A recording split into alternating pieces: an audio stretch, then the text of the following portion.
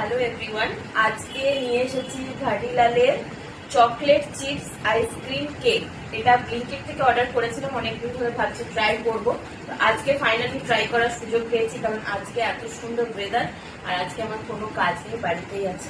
So চলো test করি আর তোমাদের সাথে শেয়ার করি যে কেমন খেতে এটা। পুরো একদম চিপসে ভর্তি, এত চকলেট চিপস দিয়েছে। ট্রাই করে দেখি কেমন।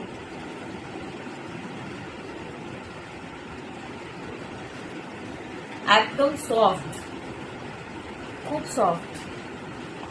অনেকদিন ধরে ভেবেছিলাম ট্রাই করব, আজকে ফাইনালি।